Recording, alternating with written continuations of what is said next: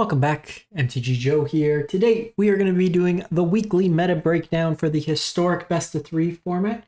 A big thing for Historic this weekend, it's also the Historic Metagame Challenge on Arena, so a chance to play and win some packs. So we're going to be looking at the best decks here. The qualifier weekends as well in July will be Historic, so lots of information that we want to take a look at leading up to it. So we're going to look at the stats from Untapped GG thus far. I pulled some stats for some individuals that have been doing well. So we'll kind of look at it in that sense. If you want to use Untapped to track your win rates and look at a bunch of stats, link is in the video description. I'll timestamp and post all these deck lists as well. One thing I did want to mention, the folks at the MTG Eternals Reddit, so they host tournaments every so often. They did a timeless one a couple weeks ago. They are offering a free-to-play tournament July 6th, hosted through MTG Arena. So it'll be online. It'll be Historic Best of 3. Starting prize pool is $100. But if you want to play in a tournament, I will link that as well in the video description.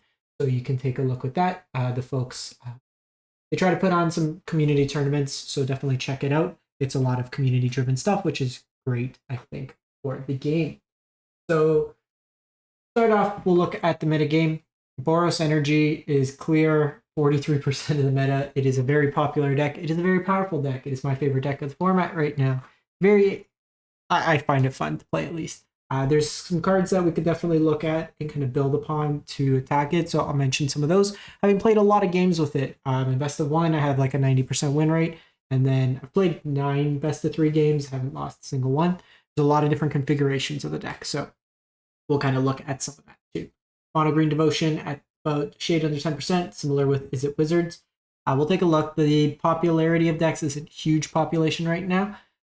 We're not even getting like the Mythic top players right now, so I can't even pick out. Like, there's one deck out there that I've seen someone play online, but I've been scouring. If anybody has the deck list, it's a Jeskai Energy control deck. So not Missman's Jeskai control deck. It's Wrath of the Skies. It plays the Amulet, plays Snapcaster Mages.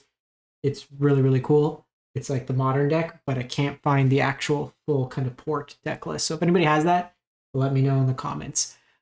So we'll jump into it. So like I said, we are going to look at June 11th through the 26th. I'm actually doing 2 weeks worth of data just to give a bigger spread because there's the metagame. I want to capture a little bit more. 15,000 games played in this time frame. So before we jump into the actual decks themselves, you'll see we're 17 subs away from 13,000 on the channel. If you enjoy this type of content, we try to cover all the formats on Arena. Ideally weekly, best of 1, best of 3, get you all the kind of stats, the deck lists, save you on wild cards. I get you the best things for in like weekly tournaments, metagame challenges, play-in, stuff like that. Definitely subscribe, free, easy, helps with the channel. Likes and comments also go a long way. So let's jump into it. So Boros Energy is the highest win rate deck. Now the thing is, there's a lot of different types. So we have 100% win rate, smaller rate, 89%, 89%, 88%, 87%. These decks are very powerful. So we kind of want to group it up into 2 baskets. There's the Lurrus version, and then there's the Phlage, like God Titan version. So those are 2 variants that are going around right now. So the first one itself that we'll look at is this version here is basically close to the most recent version from Luigi Monte. He's been playing a lot of the deck. He's top 100 Mythic most of the month. The Italian streamer on Twitch, check them out. They are 64-14 with the list at this point, so this was just a snap in time. Notable thing that they made a change. They're down 1 Speaker of the Heavens. They're up 1 Goblin Bombardment in the main. You can check out their Twitter for like the most recent, but I think that's like the main change. The other change right now is honestly, like, we'll get to the sideboard in a sec, but there's a tech card for that. The core of the deck with this one here, with Lurrus, it's usually Lower the Ground. You have the Voice of the Blessed, Soul Warden, Osseous Pride. Leonin Vanguard is a card like it's a very bad card, but it works this deck pretty well because it's a cat, gains your life, plays with a Johnny really nice. Goblin Bombardment is the key kind of card in here. Lets you flip a Johnny at any time, lets you ping, plays around rats. Just a very, very powerful card, I think, all things considered. You're just getting a bunch of life. Guide of Souls is a card you want to control early. It lets your opponent snowball, followed by a Johnny is the next kind of big card out of the deck. The Soul Wardens help in the mirror to kind of offset the life with the Oscillate Prize if your opponent get ahead, and just kind of fuels with Voice of the Blessed to give you a big kind of indestructible blocker. In the sideboard, you have Authority of the Consoles for the mirror, as well as Wizards. Fragment Reality can be some varied numbers, and then this helps in kind of the creature mirrors. Meltdown is a card that I started with 3 as well. I've trimmed them back, and I'll show you my list for a sec as well. Meltdown's very good against the Azorius Affinity deck. I am seeing very little of that deck. You have enough removal in the main board generally. You can go wide and just spam the board, so it's not like a huge thing. So I've kind of trimmed back on these. Pithing Needle is very good against like Yawg. Activated abilities, One Ring, Static Prison, just more removal, and then Lightning Helix. So the big card you're going to want to look at, so I'll show you my list very quickly. So I'm 9-0 with this, in best 3, like I'm 20, what am I in? I could show you my best of 1 record as well, 25-3. I played a lot of this deck, including this is just what I've actually tracked, but very similar kind of concept. I don't play Aether Hub. I don't think that card is good because it screws up your mana too much. The one card that I would suggest that I'm probably going to swap, the Leonin Vanguard, just for Esper Sentinel. And then I'm playing 2 Goblin Bombardments. If you're anticipating more of the mirror, I would play 2. If you're anticipating less of the mirror, then you can get rid of it and then just not play that card there.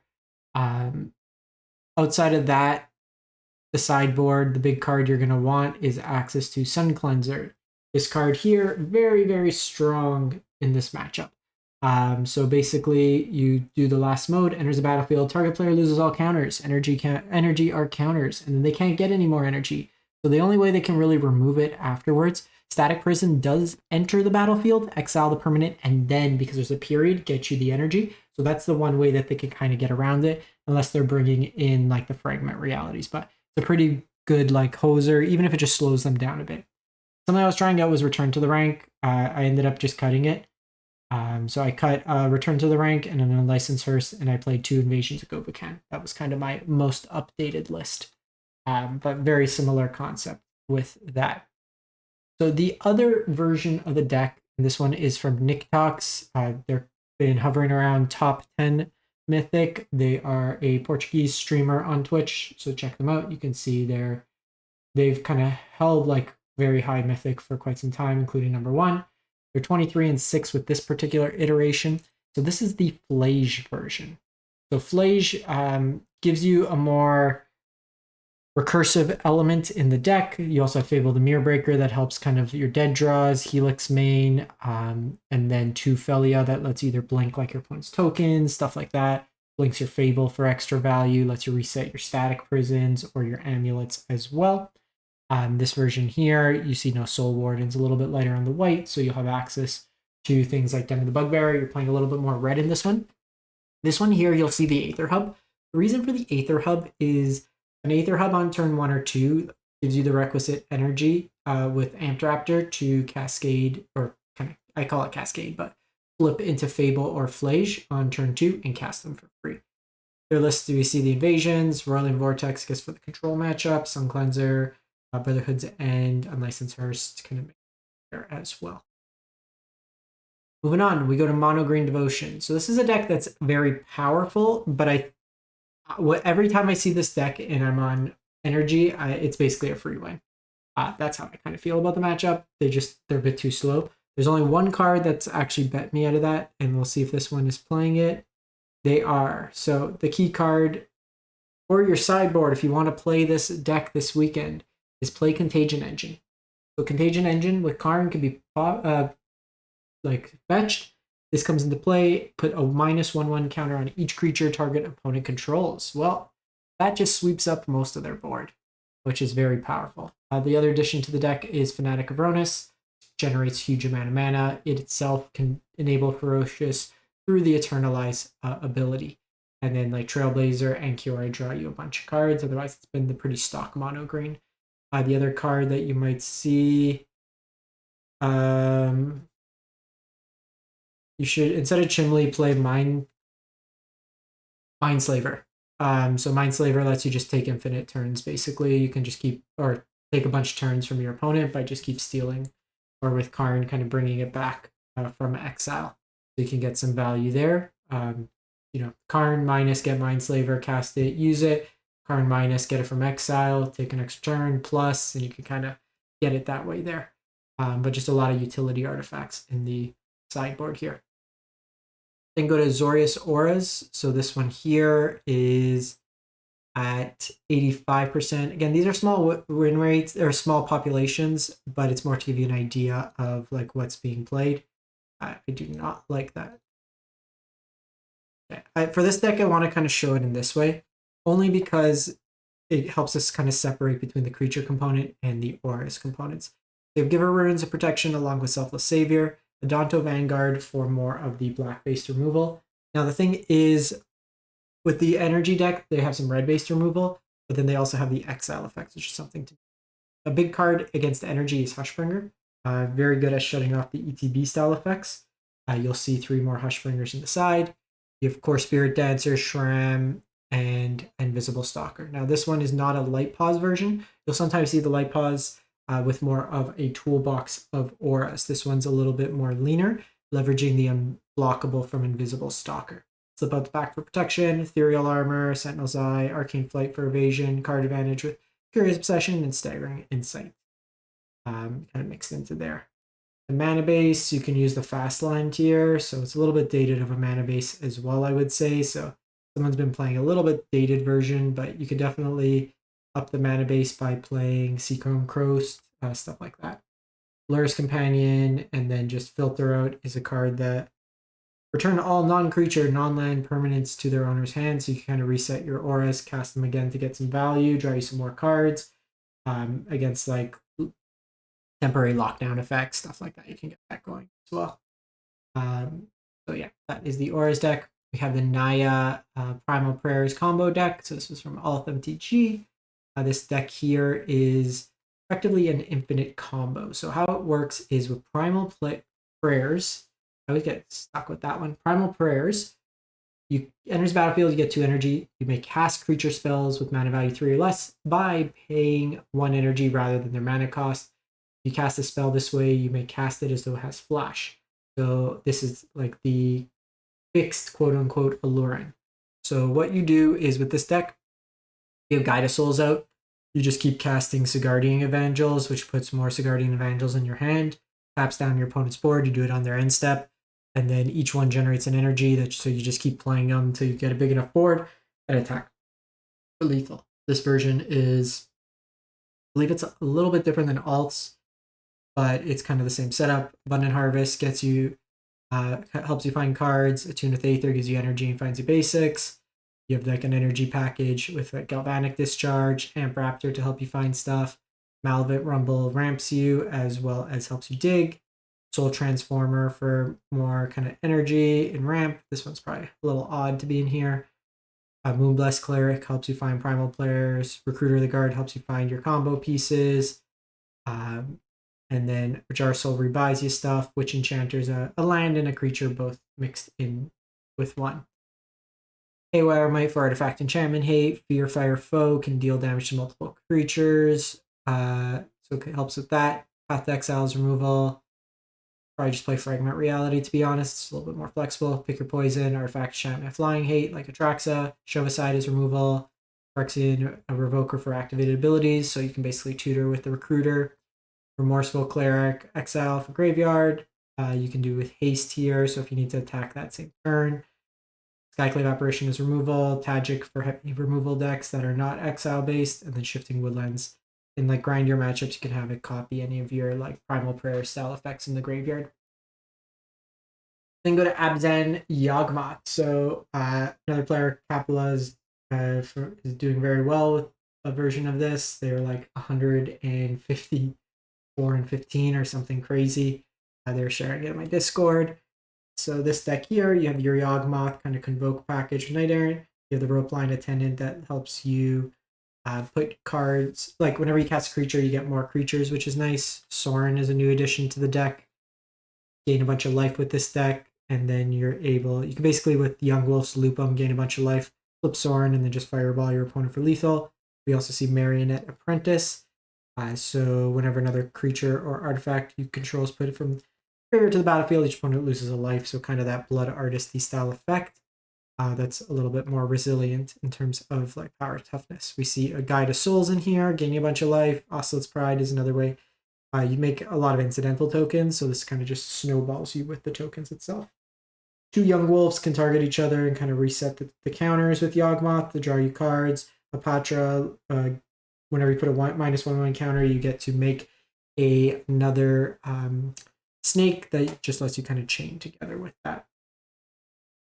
Artifact Enchantment Hate, removal, kind of Thoughtseize on a stick. Activated abilities, Graveyard Hate, it'll draw me for the grindier matchups, give you card advantage. Guardian Faith against Sweeper, Skyclave is removal along with Pylon, and Skyfisher Spider is a tutorable removal spell. Go to 4-color Kethis, 77%. So this is a kind of infinite combo deck. So you're leveraging Kethis that reduces the cost of legendaries and lets you cast legendaries from your graveyard by exiling 2. So you have a bunch of channel lines that you can exile for that value. With Rona, it lets you draw discard. Similarly, Emery lets you cast cards from the graveyard. So you're basically getting to a point where you can fill your graveyard, keep casting Mox Ambers, generate mana, cast Jace, mill yourself over enough times, and then generate enough mana to cast Jace multiple times, and then mill out your opponent.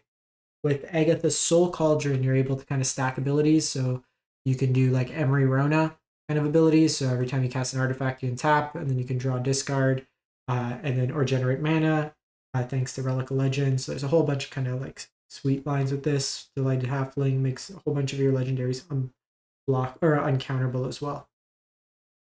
Artifact Enchantment Hate, some removal, Sack Hate, Hand Hate, Wizards Hate, heavy kind of targeted removal. You have Lae'zel, Yasharon versus Sack decks, and Urza's Ruinous Blast versus for like creature decks. Since you're all legendaries, it pretty much just wipes one side. This is another good deck against the energy deck, I find. This is one of the matchups I fear most having to play. So it's the Goblin Bombardment Vein Ripper Sorin package.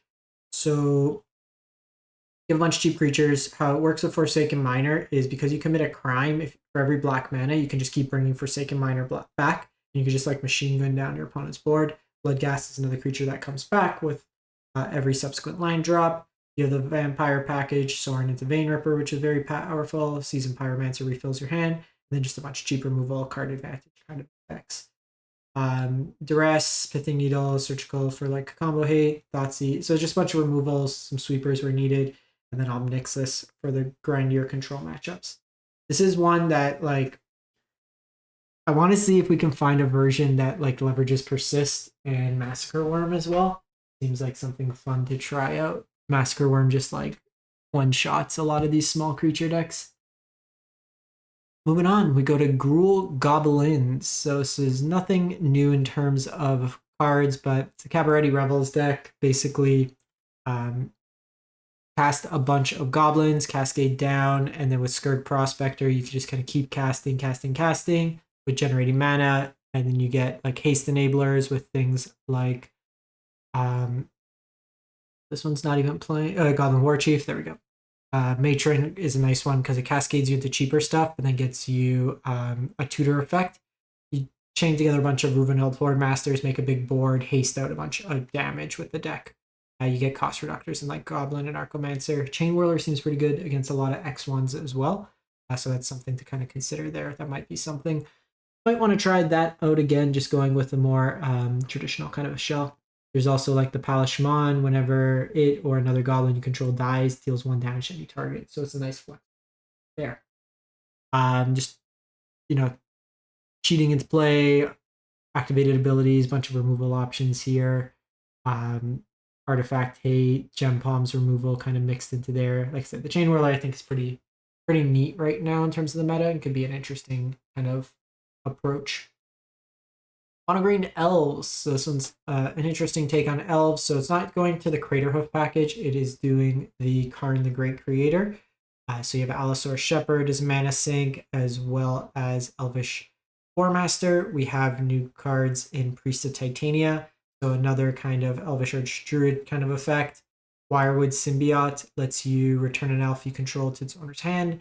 Then untap target creature, activate only once per turn. So you can do untaps with Priest of Titania or Elvish Archdruid.